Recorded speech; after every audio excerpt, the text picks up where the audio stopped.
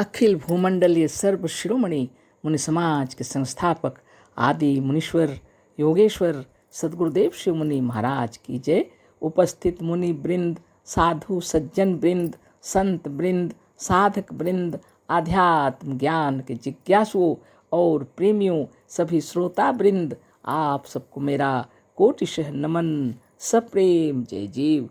तो आध्यात्मिक चर्चा चल रही है और हम लोग सदगुरुदेव शिव मुनि महाराज रचित ग्रंथ आत्मबल, मनोबल और इच्छा शक्ति के अंतर्गत अध्याय 11 पर विचार कर रहे हैं, जिसका शीर्षक दिए हैं गुरुदेव, देवी देवता, भूत प्रेत और ईश्वर को मानने का परिणाम। और इसी पर चर्चा हो रही है और हम लोग को पता लग गया कि देवी देवता, भूत प्रेत और ईश्वर को मानने का परिणाम अच्छा नहीं होता है ना। इससे आत्मबल क्षीण हो जाता है, जो सच्चा ज्ञान है वह दूर हो जाता है और असत्य और काल्पनिक चीज़ों के पीछे हम लोग दौड़ लगाते रहते हैं, जिससे हमारा ब्रह्म ज्ञान क्षीण हो जाता है। इसलिए इन सब से हटकर सच्चाई की ओर चलना चाहिए और आत्मा ही ब्रह्म है और आत्मा ही सत्य है। इसको जब ठीक से जान जाएंगे तो हमारा मन एकाग्र हो जाएगा, उसी पर चित्त लग जाएगा। इसी को इतने लंबे चौड़े तरीके से सदगुरुदेव समझा रहे हैं, बहुत सुंदर तरीके से समझा रहे हैं। और जब तक आप साधन नहीं करेंगे हृदयंगम नहीं होगा, इसलिए योगाभ्यास करते रहना चाहिए। योग साधन करते करते, सत्संग समय आते जाते और इन किताबों का अध्ययन करते करते जीवन मुक्त हो जाएंगे हम लोग, है ना। और बहुत से मुनिजन जीवन मुक्त भी हैं, है ना। समाधिस्थ हो जाएंगे, स्वरूपस्थ हो जाएंगे, इच्छा मृत्यु होगी, सब हो सकता है ना। तो इसके लिए अपनी आत्मा की महिमा को समझें। अपनी आत्मा की महिमा क्षीण हो चुकी है, लोग इसको निर्बल बना दिए हैं बिल्कुल, और इसी की कल्पनाओं को सर्वश्रेष्ठ समझकर उसके पीछे दौड़ रहे हैं और इसी को क्षीण कर दिए हैं। इसने सबको बनाया, उसी को सबसे निर्बल बना दिए, है ना। इसलिए हम लोग को इन विचारों से ऊपर उठकर सदगुरुदेव के सत्य ज्ञान को हृदयंगम करना है, नित्य योगाभ्यास करते हुए, और सदगुरुदेव की किताबों का भी अध्ययन करना चाहिए और सत्संग में भी जाना चाहिए, है ना। तो आगे सदगुरुदेव क्या लिख रहे हैं उसको हम लोग पढ़ लेते हैं, है ना।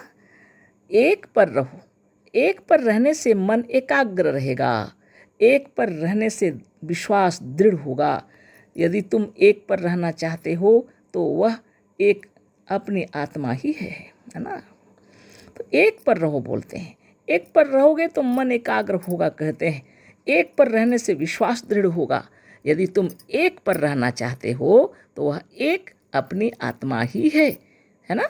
इसी पर ध्यान लगाने के लिए सदगुरुदेव कह रहे हैं ना, जिस पर प्राकृतिक रूप से एकाग्र और दृढ़ रहा जा सकता है। यदि कोई ऐसी शक्ति है तो आपकी अपनी आत्मा ही है, जिस पर आप प्राकृतिक रूप से एकाग्र हो सकते हैं, दृढ़ रह सकते हैं। यही आपका स्वभाव है। आप जैसे ही अपने पर ध्यान लगाने लगेंगे, एकाग्रता बढ़ती जाएगी, मन में शांति, अपार शांति महसूस करेंगे आप। ये अपना स्वभाव है ना। अपनी आत्मा से बढ़कर अपना हितैषी दूसरा कोई नहीं हो सकता। ये तो सबको अनुभव हो जाता है समय अनुसार। अपनी आत्मा से बढ़कर अपना हितैषी दूसरा कोई नहीं हो सकता, है ना। इसको सब जानते हैं, है ना। इसलिए हमेशा मेहनत और परिश्रम करते रहते हैं। अपनी आत्मा से बढ़कर अपना भला चाहने वाला कोई दूसरा नहीं हो सकता, है ना। हम स्वयं अपनी बुराई अपने जानते में नहीं कर सकते, जानते हुए कोई अपनी बुराई नहीं कर सकता। अज्ञात शक्ति से हमेशा सच्चाई की ओर चलने की इच्छा रहती है, लेकिन लोग परिस्थितियों से डगमगा जाते हैं और अपनी आत्मा को धोखा देते हैं, चोरी करते हैं, झूठ बोलते हैं, ब्लैक मार्केटिंग करते हैं, धन दौलत कमाने के लिए, बाहरी दुनिया की धन दौलत के लिए अपनी आत्मा को तौहीन कर देते हैं। ये बहुत गलत हो रहा है ना। इसीलिए सदगुरुदेव इतना सुंदर किताब लिखकर हम लोग को समझा रहे हैं कि सबको समझ लेना चाहिए कि बिना आत्मा के ज्ञान के कुछ लाभ नहीं है ना। अवश्य ही धन दौलत की आवश्यकता पड़ती है स्थूल जगत में जब हम लोग रहते हैं, लेकिन सच्चाई और ईमानदारी से धनोपार्जन करना चाहिए। गुरुदेव कहते हैं शारीरिक, मानसिक और बौद्धिक परिश्रम के द्वारा सच्चाई और ईमानदारी के साथ धनोपार्जन करना चाहिए, जिससे अपना और दूसरे का भी उपकार हो, है ना। अगर ऐसा धनोपार्जन करते हैं तो आप स्वस्थ निरोग रहेंगे, यानी शरीर भी स्वस्थ रहेगा, मन भी स्वस्थ रहेगा, प्रसन्नचित रहेंगे, साधन ध्यान तपस्या में मन लगेगा और स्वरूपस्थ होकर के, समाधिस्थ होकर के मोक्ष प्राप्त करने के अधिकारी हैं आप। जीवित रहते हुए हम लोग को मोक्ष प्राप्त हो गया है, कोई आवश्यकता नहीं है कि मरेंगे तब जाके मोक्ष होगा, है ना। जीवन मुक्त हो गए, कोई बड़ी बात नहीं है। तो सदगुरुदेव बता रहे हैं, है ना, हम स्वयं अपनी बुराई अपने जानते में नहीं कर सकते। हमें अपने बल, अपनी विद्या, अपने धन और अपने अधिकारों का जितना विश्वास होगा उतना दूसरों का नहीं हो सकता, है ना। अपनी विद्या, अपने धन, अपने बल, इस पर जितना अपना अधिकार है और जितना विश्वास है, दूसरों के धन, दूसरों के बल पर कैसे विश्वास कर सकते हैं, है ना। अतः अपने पर व अपने आत्मबल पर पूर्ण भरोसा और विश्वास सबसे सरल और स्वाभाविक है। यह स्वाभाविक है, अपने पर विश्वास करना, आत्मबल पर भरोसा, आत्मबल होना चाहिए जरूर। ये भरोसा बढ़ जाएगा, विश्वास बढ़ जाएगा। नित्य दिन योगाभ्यास करने से आत्मबल, मनोबल, ज्ञान बल और योग बल स्वतः बढ़ने लगता है, क्योंकि अनुभवजन्य ज्ञान होते जाता है। जैसे जैसे आप योगाभ्यास करेंगे आपको स्फूर्तिमान लगेगा शरीर भी, और मन प्रसन्नचित रहेगा हमेशा, है ना। आपके आचार विचार व्यवहार सब बदल जाते हैं, वाणी वचन सब माधुर्य से युक्त हो जाते हैं, है ना। संसार क्षेत्र में आपको कोई परेशानी नहीं होगी। जितनी परेशानियाँ भी आती हैं तो अपने को अच्छा बनाने के लिए आती हैं, और अच्छा अपने को बनाने के लिए। ये विकट परिस्थितियाँ यदि उत्पन्न होती हैं उन्हें परास्त करके आगे निकलना है। इच्छा शक्ति, मनोबल और आत्मबल से बढ़कर इस विश्व ब्रह्मांड भर में कोई दूसरा बल नहीं है। इसे हम इसी पुस्तक में पहले ही सिद्ध कर चुके हैं। तो सदगुरुदेव हम लोग को यही बताना चाहते हैं, और इस किताब में पहले से भी लिखे हैं, बता भी रहे हैं। इच्छा शक्ति, मनोबल और आत्मबल से बढ़कर इस विश्व ब्रह्मांड भर में कोई दूसरा बल नहीं है।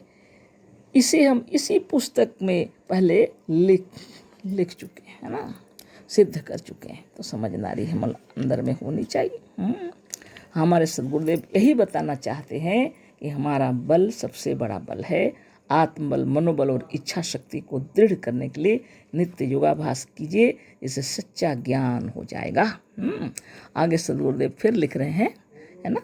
अतः इस तरह से हमारे इन लेखों और पुस्तकों को पढ़कर जो अपनी आत्मा के इस अपार, अनंत और असीम बल से परिचित हो जाएगा, वह अवश्य सबको छोड़कर आत्मविश्वास, आत्मनिर्भरता, स्वावलंबन और आत्मज्ञान पर दृढ़ होते हुए अपने स्वरूप को प्राप्त कर जीवन मुक्त हो जाएगा। ऐसा मनुष्य यहाँ वहाँ जहाँ रहेगा आनंद स्वरूप और मुक्त होकर रहेगा। मनुष्य समाज के सत्य, निष्पक्ष और स्वतंत्र ज्ञान के अनुसार अपने सच्चे स्वरूप का ज्ञान प्राप्त कर कभी अपने सच्चे स्वरूप से विचलित न होना ही सच्चा योग पद और सच्ची समाधि है ना। तो बहुत बड़ी बात है।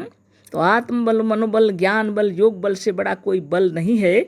इसी को सिद्ध करने के लिए सदगुरुदेव किताबें भी लिखे हैं और घूम घूम कर प्रचार भी किया करते थे।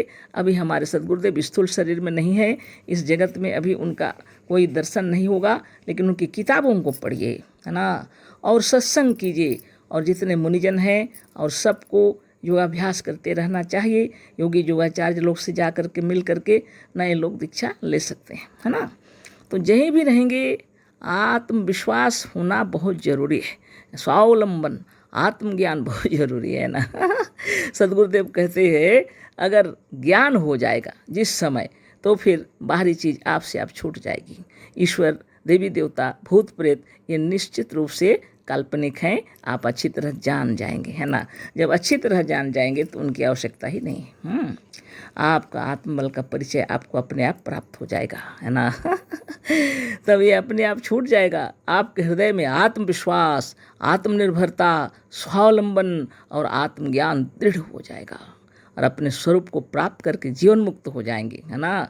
आप यहाँ रहिए, वहाँ रहिए, जहाँ रहिए, इस ब्रह्मांड में कहीं भी रहिए, आप निश्चिंत और जीवन मुक्त रहेंगे, आनंद स्वरूप रहेंगे। ये बहुत बड़ी बात है ना। तो आदमी खुश रहना चाहता है, संसार में अपने परिवार के साथ आनंद से रहना चाहता है। यह सहज और सरल है, बहुत सहज। केवल सवेरे जगना है, शौच से निवृत्त होकर के, और योगाभ्यास करना है, और दिन भर अपना जो ड्यूटी है सच्चा और ईमानदारी से कार्य करना है।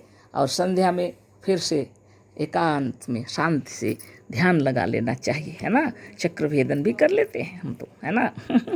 तो आपकी इच्छा, है ना, यह जरूरी है, तब देखेंगे आप कितने आनंद से रहते हैं। मुनि समाज के सत्य, निष्पक्ष और स्वतंत्र ज्ञान के अनुसार अपने सच्चे स्वरूप का ज्ञान प्राप्त कर कभी अपने सच्चे स्वरूप से विचलित न होना ही सच्चा योग पद और सच्ची समाधि है ना। तो अपने को क्यों विचलित होने देंगे?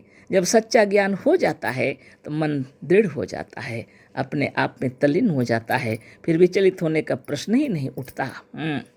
जिसका दृढ़ विश्वास हो जाता है अपने आत्मा के ऊपर, वह जान जाता है कि बाकी जितनी चीज़ें हैं सब काल्पनिक हैं और इसी आत्मा की कल्पना है ना। कहीं बाहर में देवी देवता भूत प्रेत नहीं है, ईश्वर भी नहीं है ना। सबको बनाने वाली शक्ति आप स्वयं हैं, आपसे बढ़कर और कोई शक्ति नहीं है ना। सभी ब्रह्म है, जगत में जितने जीव दिख रहे हैं इसी ब्रह्म को समझ लेना चाहिए, है ना। और इसी की सहायता की आवश्यकता पड़ती है। हम लोग जब स्थूल जगत में रहते हैं, संपूर्ण अकेला आप कैसे रहेंगे? दुनिया में बहुत तरह के कार्य हैं, सारे कार्य मिलजुल कर करते हैं, लेकिन योगाभ्यास कीजिए और अपने आप को स्वस्थ, निरोग और तंदुरुस्त रखिए। ईश्वर, परमेश्वर, देवी देवता, भूत प्रेत, ये सब का आशा भरोसा खत्म हो जाएगा जब आप आत्म ध्यान में डूब जाएंगे। आगे फिर चर्चा होगी। अशेष धन्यवाद, कोटि से नमन, सप्रेम जय जीव। ये अध्याय वाला आज पूरा हो गया। सप्रेम जय जीव।